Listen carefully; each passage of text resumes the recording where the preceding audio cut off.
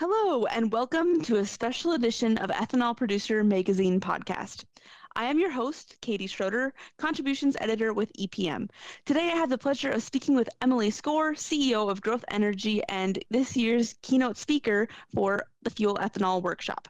Emily will take the stage at 9:30 a.m. on Wednesday, June 3rd. Welcome to the show, Emily. It's a pleasure to have you. It's great to be here with you. Thank you. Absolutely. I'm looking forward to learning more about the topics you plan to cover in your speech.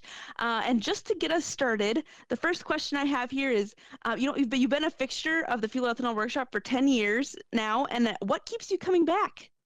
FEW, it's just a great event. It's a really good opportunity to connect with the entirety of the industry, to share perspectives, forge consensus.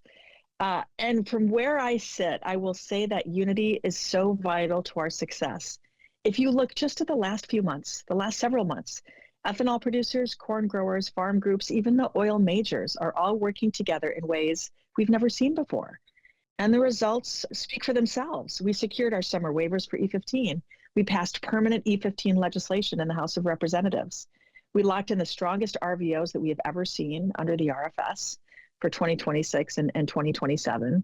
And our continued engagement with this administration has put U.S. ethanol at the center of multiple new trade deals and frameworks.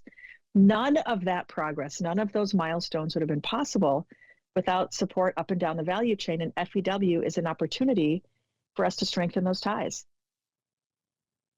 Absolutely. The hot topic for this year seems to be E15.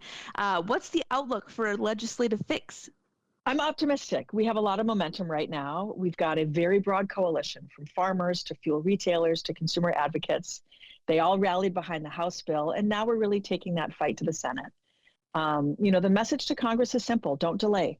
Americans want, Americans need lower gas prices, and E15 gets us there. The only thing standing in the way is a small group of mid-sized refiners, and they are working hard to confuse the issue. They're trying to make it complicated when it is really very straightforward. You would be stunned at how often we have to remind lawmakers and how often just in the House conversation the past several weeks, we had to remind them that nationwide E15 is not a mandate. We're simply seeking to give more retailers the option to offer a lower cost choice at the pump. And I'm continually reminding people this when they come to Washington. Most people in Washington have never purchased E15.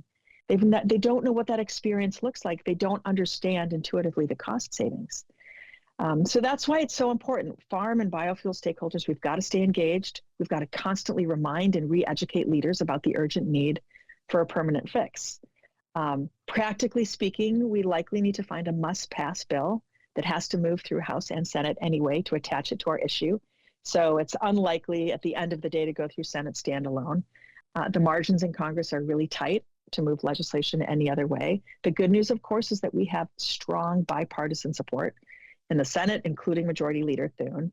And the president, multiple times this year, has said to Congress, send me a bill and I'll sign it straight away. So excited about the momentum.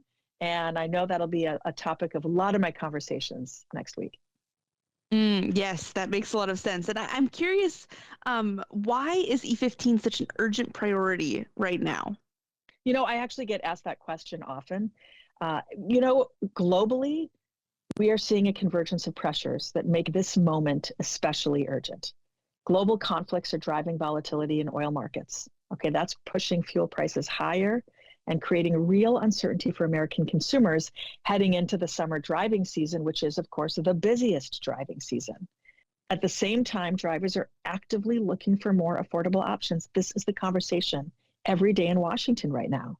And E15 is one of the very few immediate solutions that can deliver savings of up to and certainly exceeding 30 cents a gallon. On the farm side, it's just as serious. We're dealing with record crop surpluses and depressed commodity prices, which is putting significant strain on farm income and rural communities. So E15 offers policymakers a solution that can deliver energy security, it can lower prices, and it can strengthen the farm economy. Excellent. VBI's Carbon Capture and Storage Summit is happening alongside FEW. And I'm curious, how important is the carbon conversation to ethanol producers right now? It's very important. And I think people understand at the federal level, the current political environment has moved away from a focus on carbon performance. But that's not the case globally. That's not the case in the States. If you look ahead to the next 5, 10, 50 years, we know where the market is going. It is going to a low carbon marketplace. The world is going to keep making lower carbon a priority, and we want to be able to claim that space before somebody else does. So that's why Growth Energy, we fought hard to preserve and expand 45Z, the clean fuel tax credit, in the One Big Beautiful Bill. We know it's not perfect. We still have additional things that we need to do. It does change dynamics within the industry, and it will create some winners and losers. We're very cognizant of that. But our focus is to give our producers as much flexibility and as many as incentives as possible, so they have a portfolio of options and they can make the decisions and the investments that make the sense for their plant, for their business. So we continue to press Treasury Department and EPA to ensure that every carbon capture technology and every on-farm practice is recognized and rewarded, not just in 45Z, but really in all of the carbon schemes and all the regulations here at home and also abroad. For sure. Where do you think you see the industry going over the next few years? Ethanol is on the march. We have momentum. Last year, we saw record demand for our product, and 2026 is on track to set new records again.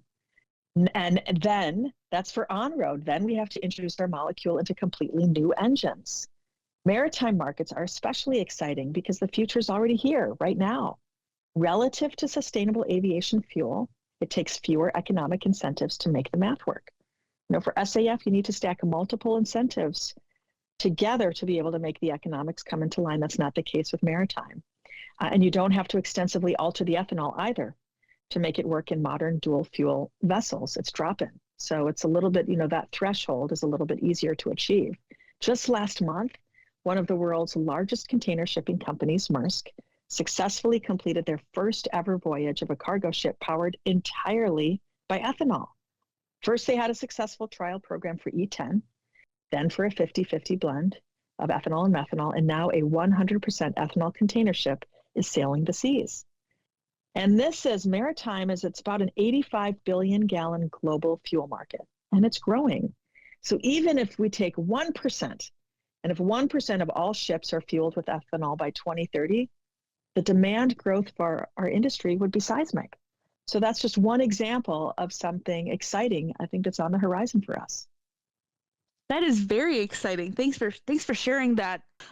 What is your outlook heading into this year's election season? Well, the midterm campaigns, of course, are already heating up. And the Heartland, our home turf, is filled with swing districts and Senate races that could control the fate of Congress. The road to the Speaker's gavel may well run straight through cornfields. So we have to leverage this moment and keep building on our years of work. Our issues, they should be the new conventional wisdom, uniting leaders and voters on both sides. It's one of a precious few solutions that can immediately address the number one concern facing everyday consumers, and that's the cost of living. And we saw that in the House of Representatives vote. We had very strong showing of both Republicans and Democrats. So we need to continue to educate candidates. We need to show up at town halls. We need to host plant tours as we have in the past as an industry. There's no other industry with a story to tell like ours, and we are laser focused on making sure that every candidate for office hears it. Thank you so much for sharing that, Emily. And to all of our listeners, please come to the FEW's general session to hear Emily's speech in full at 9:30 a.m. on June 3rd. You can go to few.bbiconferences.com to see the full agenda, register, and learn more. We hope to see you there.